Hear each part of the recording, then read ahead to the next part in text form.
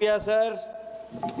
Sir, कल एक आदरणीय मेंबर उन्होंने बिहार के लोगों को धन्यवाद दिया इलेक्शन के जीत के लिए, लेकिन मैं बताना चाहता हूं कि उनको धन्यवाद देना चाहिए इलेक्शन कमीशन ऑफ इंडिया को। वो इसलिए सर क्योंकि एसआईआर के तहत इन्होंने इतनी गड़बड़ियां की कि उसका जोखा लेखा करना जरूरी है। उन्होंने क्या किया कि फॉर्म 6 में इंक्लूजन और ऑब्जेक्शन में लगभग 17 लाख आए, लेकिन इन्होंने सारे 21 लाख जोड़े। तो मैं पूछना चाहता हूं ये सारे 4 लाख या 4.6 लाख वोटर्स कहां से ऐड हुए, और डुप्लीकेट वोटर जो 1,20,000 बताया जा रहा है वो कहां से आए, एंड हु इज रिस्पॉन्सिबल। दूसरा ये है कि आपने देखा होगा इलेक्शन के दौरान एक बीजेपी के एक्स एमपी ने पुराना दिल्ली में भी ट्वीट किया वोट देते हुए, और फिर दिल्ली के अलावा जब बिहार में इलेक्शन हुआ उसमें भी वोट देते हुआ। तो इस तरह की अगर एसआईआर की रहेगी तब फिर तो इलेक्शन का कोई मतलब ही नहीं हुआ।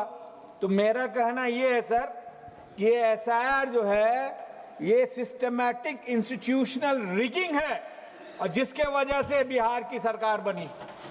हमारे एक एक्स मंत्री ने कहा कि बिहार में बहुत काम हुआ 20 सालों में, तो उसका आंकड़ा देना चाहता हूं सर मैं।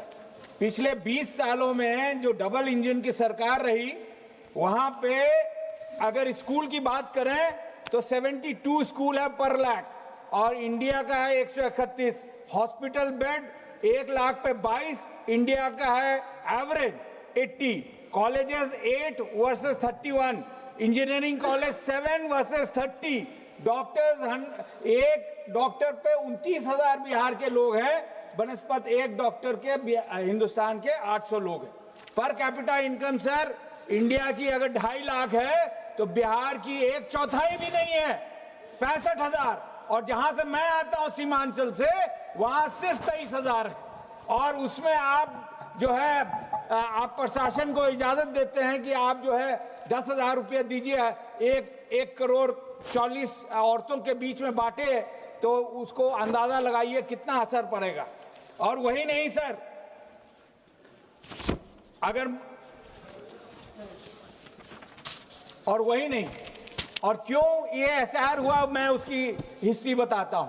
झारखंड में इलेक्शन हुआ, झारखंड में घुसपैठियों की बात करी, लेकिन झारखंड वासियों ने जेएमएम कांग्रेस को वहां से जिताया। लेकिन बिहार में जब देखा कि ऐसे घुसपैठिया बोलने ही से नहीं होगा, तो वहां पे ये एसआईआर करा गया सर। और दिन दहाड़े पब्लिक में, खास करके सीमांचल, हम लोगों को घुसपैठिया बांग्लादेशी कहा गया, और जब सरकारी रिपोर्ट आया तो एक भी इन्फिल्ट्रेटर नहीं आया। तो मैं कहना चाहता हूं कि जब एक भी इन्फिल्ट्रेटर नहीं है, आदरणीय प्रधानमंत्री जो हर जगह और बड़े बड़े नेता कह रहे थे कि हर जगह इन्फिल्ट्रेटर है, तो क्या वो फ्लोर ऑफ द हाउस में बिहार के लोगों से, सीमांचल के लोगों से, और खास करके किशनगंज लोगों से माफी मांगेंगे? क्या नहीं, उनको माफी मांगनी चाहिए, खास करके मुसलमानों से, और जो पिछड़े हैं, दलित हैं, गरीब हैं, जिनका वोटर आईडी छूट गया है, वोटर कार्ड नहीं बन पाया है। आपको जान के ताज्जुब होगा सर कि अभी भी लाखों लोग हैं जिनका नाम नहीं जुड़ पाया है। कैसे जुड़ेगा?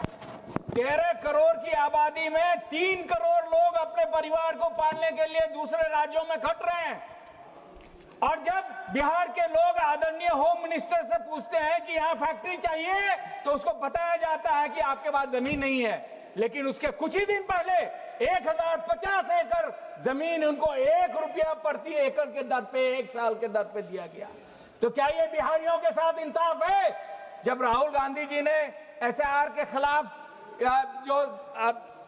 जो निकाला था यात्रा, तो लोगों ने जुड़ के उनसे मिला, उनसे उम्मीद भरी, लेकिन जब पता चला कि एक माहौल बन गया है इनको जिताने का कांग्रेस और आरजेडी को, तो वहां पे इन लोगों ने गबन किया। मैं एक आंकड़ा और देना चाहता हूं सर। मैं बिहार के इलेक्शन का 2 बहुत महत्वपूर्ण इलेक्शंस हुए सर। एक आजादी के पहले, आजादी के बाद जो पहला इलेक्शन था, तो उस टाइम कांग्रेस थी पूरे मुल्क में, लेकिन 74% से ज्यादा वोट सीट्स नहीं मिले।